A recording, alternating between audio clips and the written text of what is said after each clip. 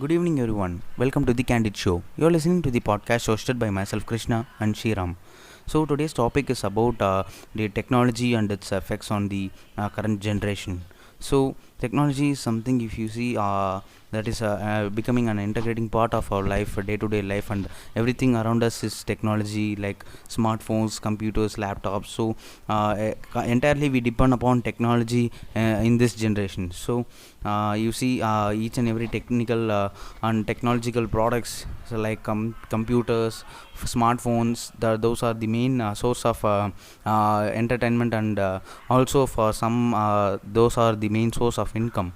So technology is something that is inevitable and is growing day by day. So Shiram, what would you like to say about the current forms of technology and its effects? So I'd like to talk about two very important technologies, or rather two very big important technologies are kind of growing today in our everyday life, or rather which are pretty helpful, or rather trying to getting more and more integrated in our day-to-day mainstream life. So one of it is going to be artificial intelligence. So to give a brief intro or a brief definition of what artificial intelligence is, it is basically a wide range of computer sciences which are basically dealing with creating machines which can perform any kind of a high profile task, a task which kind of require a human to do it. So basically we are creating machines which are have an intelligence which is basically similar to a human. So this is the simple definition of AI. So, and this is basically an endeavor to simulate human intelligence in machines, rather try to replicate the human's intelligence, try to put it in a machine. So I think the first question which anyone would ask is, I think, what artificial intelligence actually is, or in the sense that what makes a machine intelligent. So to get an answer to this question, I think we have to dig ourselves in the fact that what makes us intelligent, or what actually gives us an edge, or rather makes us different from the other animals or other creatures in our society. And the thing which kind of differentiates us with other people or other creatures in this world is basically our cognition, or rather, to put it in simple words, our ability, or rather our skill to tell whether something is wrong or right, is basically conscience. That is the most single most determiner of defining factor between us and other creatures in this world.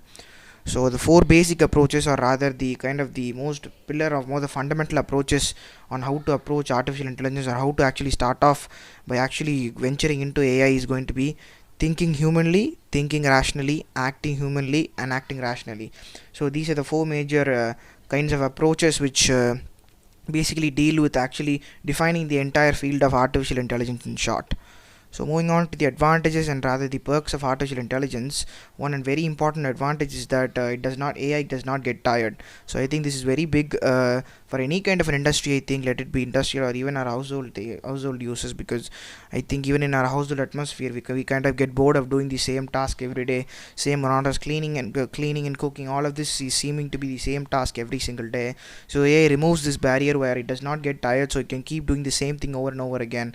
And also, for another important advantage is that it does not wear out easily, and also can do repetitive jobs without any kind of a problem, and can function at a very high efficiency every single day. So these are like some of the very big or very kind of dominant advantages, features of artificial intelligence.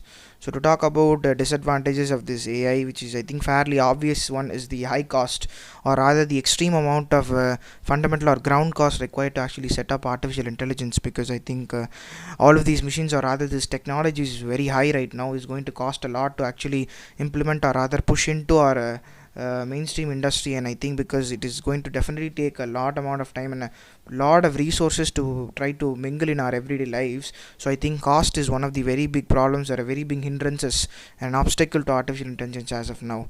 And other fact, or the most obvious problem, I think, is that it is definitely not human. So in the sense that for example, when doing an operation, if you ask a robot to perform any kind of an operation, so if something kind of abnormally happens, or some kind of an abnormality occurs during the procedure, the robot might not actually think on his feet, or rather robot cannot decide on the spot on what to actually do, and it might mess up the entire operation. But a human actually in that place can think on his feet, because that's where the conscious comes into the play, and that's where humans kind of have this beautiful strength compared to AI. So I think that is one of the most biggest disadvantages of AI in short.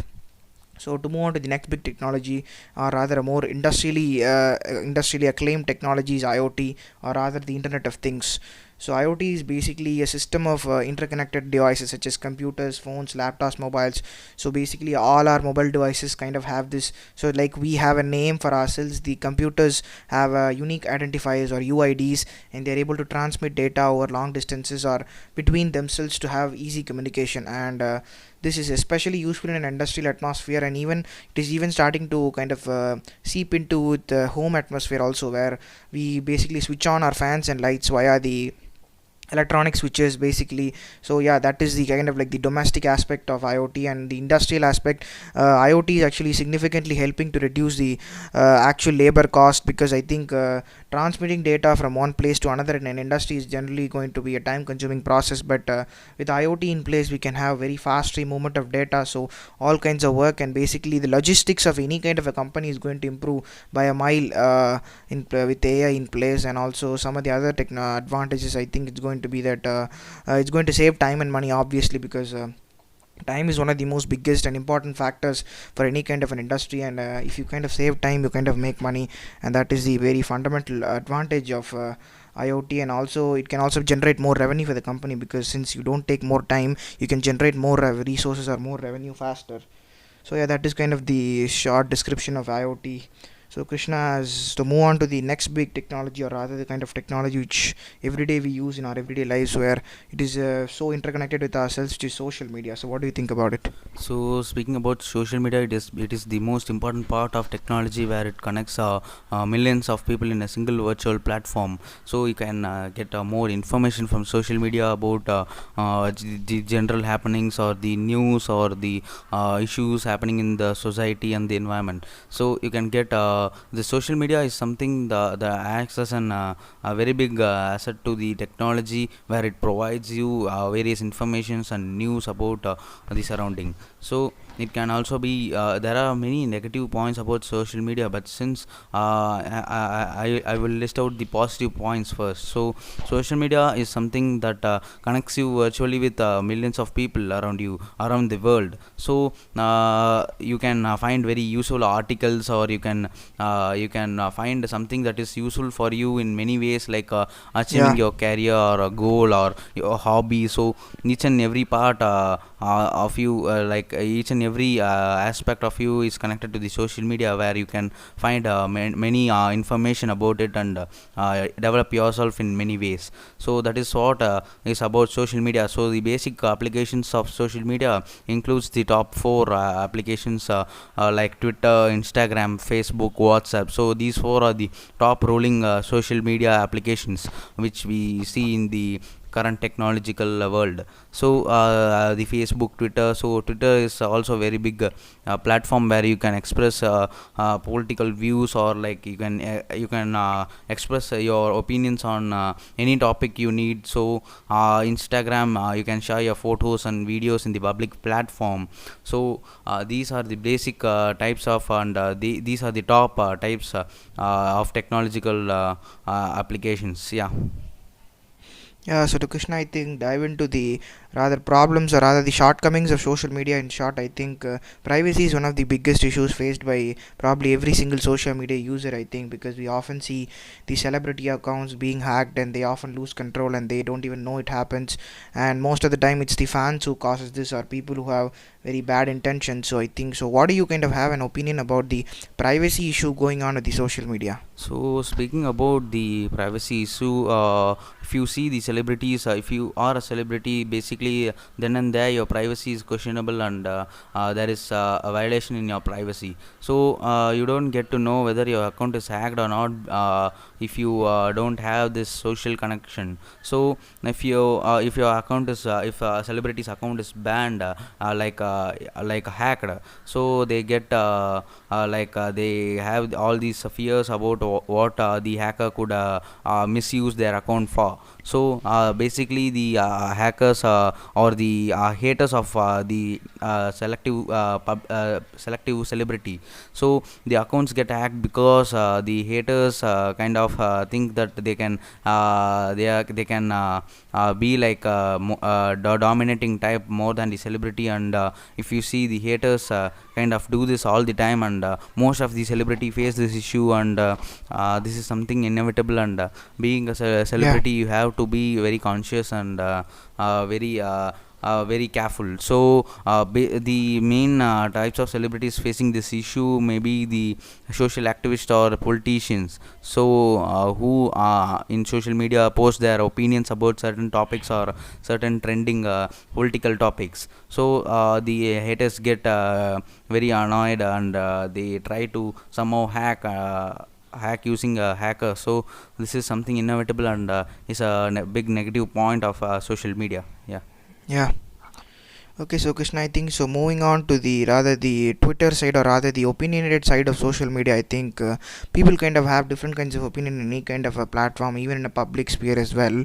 So we end up seeing different kinds of opinions on social media. Rather, we can't obviously decide whether it's correct or wrong, because since there is so much, we tend to maybe focus on the fact that people who kind of have this majority, or people who kind of have a majority kind of opinion on any one thing, we kind of tend to assume that is correct. So, do you think this mob mentality kind of an attitude on social media is healthy, or rather, do you think this is the right way to go about things? See, that is not the right way to go about it, and if you see, particularly the celebrities, or rather than the actors or the movie makers. So, if you see among the celebrities, the most common celebrities are like the social activists, politicians, or like great leaders of some gang or some party. So these people must be very careful and aware that their comments may impact in a positive or even in a negative way. So they must be very careful, and they have to comment sensibly, where they kind of they have to realize that they influence the mass mob, where they kind of get influence to the whole general public media. So Yeah. where speaking about it, I want to ask you, Shiram, specifically that if a third person comes to get to read about some comments regarding a particular topic, if the most of the majority people comment on a single fact and support it, and the minority people oppose their fact, and they comment on their opinions. So Yeah. whom do you think the third person would believe? Whom do you think that person would believe and take the fact from them? So even though if the minority people's fact told by them are correct, the third Yeah. person won't realize that it is right or something. So he would always have this mentality of accepting the fact told by the majority people. So what do you think, Shiram? So I think before even coming to any kind of a conclusion or a decision on what the decisions on social media actually are based off, I think you have to actually have some sort of a fundamental concept or a fundamental grasp on what the actual situation is. So I see most of the people just hopping on social media just to have a taste of what the actual matter is, or rather the essence of what the actual thing is. But most of the time, they don't end up actually getting the exact problem, or rather the exact issue of the problem, because people end up arguing most of the time, and you never able to decide which is correct or which is wrong. So I think before you actually directly jump onto social media, I think you need to have some kind of a groundwork done, or you need to have some kind of an idea at least on the topic, because you need to have some kind of a prefixed notion or a prefixed opinion in your head before you go read about others' opinions, because since there is so much of relatively same opinions or other different kinds of opinions, your mind tends to get deviated towards the ones which are the most relevant or the most popular. So I think the most easiest thing by which you can actually avoid doing this, I think, is just have a read about what the actual problem or rather the issue is. So before you actually jump onto social media, then I think we should kind of have this attitude where you kind of have some kind of a knowledge on what the actual thing is, then move on to social media and judge things by yourself. I think because that is very important in any kind of a social discussion, be it your real life or be it internet. So whether you engage in any kind of a discussion, you need to have a clear idea on what the actual issue is. So I think to have a good solution, or rather the easy solution for this problem, I think, is just educate yourself on some of the essential things in the society, and then move on to social media to share your opinions or maybe understand other opinions also. So yeah, one must have the basic knowledge about what they are reading in the social media. So especially in Twitter, if you see, there are the comments are everything. So if you see, if someone is politically or posting something political or governmental decision, education. So one must be aware of what that matter is, and he must educate himself to the at least to the minimal level where he knows which is correct or wrong. So basic education is something that is required. So yeah, that is Yeah. about the social media. So yeah. So, okay, Krishna, I think it would be right to move on to the negatives or rather the disadvantages of technology as a whole, because since there are n number of disadvantages, we are just going to go over two or three which are kind of very important, I think. So, Krishna, the very first thing I think is that the dependability on technology, or rather the basically us becoming slaves to technologies these days, because I think that is a very big problem and a rising problem also, because we can see that. It's going to increase every single day only. So, what do you think is going to happen in the near future if this kind of habit continues? So we kind of depend on technology each and every day, and that is inevitable. If you see, the most of the workers working in technical part, where the if you take the IT members, where they completely depend upon the computer and its output. So these people would get affected without the advancement in technology. And speaking about the advancement in technology, if you see, we certainly need the advancement, as it will be very useful, and the people can get to know about many things, and technology can be used as a very big asset to develop our general knowledge and our skill in particular field. So yeah. Okay, so I think the next biggest disadvantage, or rather the next biggest problem, I think, which the technology is kind of causing, I think, is the shortage of jobs. Because I think it was something similar to what I had told in AI also. Because I think AI is constantly developing every single day, and we are seeing more and more development in AI every single day. So I think it would be no surprise to us to know the fact that AI could definitely replace all of the human jobs available. So what is your opinion on that, Krishna? So that could happen in the near future. AI could replace every of new forms of technology. So like shortage of speaking about the shortage of jobs, if you see in certain industries, the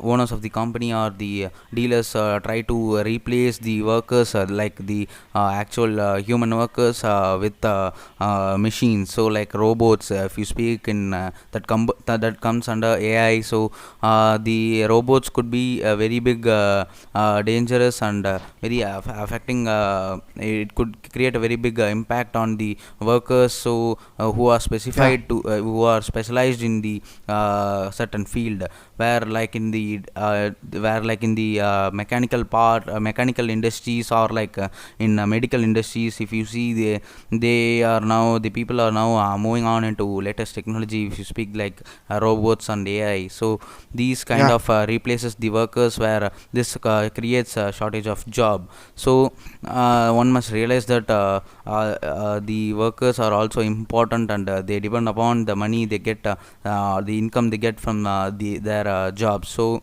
the replacement must be like, they can add the AI or robots to help and aid the workers in the specific field, not to replace them. So Yeah. it can only be used as helping thing. So that is what I would like to say about the shortage of jobs. Yeah. So, okay, Krishna, I think moving on to this hypothetical question which I have, or rather the very important question which you have to kind of address, I think, is that, so let's just assume that one day all of the technology vanishes in like basically just everything in every single piece of technology or gadget, like our phones, mobiles, laptops. Let us assume that it just goes out, vanishes into thin air. So, what do you think, Krishna, would happen if this kind of a phenomena, rather this strange event, happened one day? So yeah, but if such kind of scenario happens in the future, if you see, we that will be a nightmare for the new generation people, where they completely depend upon the tech. So if you consider our Yeah. parents, most of the parents depend upon the technology. Like our father go to work, that is associated with technology some way or the other. So like basically the IT workers, I mention it frequently, because those are the ones who completely, like 100%, they depend upon technology. So without computers or the gadgets, they would be jobless, and they have nothing other specialization in their career, so as to do any other job. So they would be jobless, and would they have no option other than to do farming. So as like there is no gadget, you see. Nothing can be done without the gadgets for those people. Yeah, So the extreme dependability on technology is something that is inevitable, and without technology, like without smartphones, yeah, yeah. it is a very important thing in our life. And considering the situation what you asked is something that is very very dangerous, and very confusing, and the world won't progress, or nothing won't progress in the world, as there is no social media, there is no gadgets, there is no computers, there is no smartphones, there is no form of technology, you see. And yeah, that Yeah, is about this question. And Sriram, I would like to ask you one thing, that comparing the previous generation people, that is before the 2Ks, and our generation people, so whom do you think has the better mental health, or the perfect life, or the peaceful life they live? So yeah. I think, in my opinion, I think it is also an obvious fact that our older generations, or rather the people who lived before technology was invented, or who were kind of living while technology was still in these early stages, I think have a brilliant mental health, and even any kind of a lifestyle changes also, I think, because they have this very good lifestyle where they keep moving about, and they have a very good style of a lifestyle where they just basically, they're very active, they're not lazy, and they don't have a lot of diseases, especially because I think this generation's very big drawback, I think, is the fact that we are ridden with so many diseases at such a young age also. So I don't know how it is going to carry on to us later generations, but to be entirely frank with you, I think our generation is definitely cursed with technology, even though this is something which most people won't accept to, but deep down I think they will kind of know, or kind of accept this fact, I think, because it is just ruining us every single day. But I'm not saying that you have to totally isolate yourself from technology in any way, because I think that is literally not possible at this point in our life, where we have to have any kind of a smartphone. Like a smartphone is kind of like become a basic necessity in our life. So I think in terms of the actual health, and in terms of the quality of life, I think our older generations definitely were lucky in terms of that. But real development, I think, is definitely important for the overall progress of any kind of a country or a nation, I think.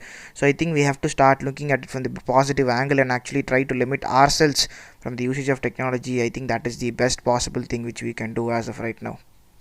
So yeah, that was for today's episode, guys. And basically, we have to use technology as an asset, which gives us very positive information, and we have Yeah. to develop using the technology available for us. So that was for this episode, guys. Thank you for listening.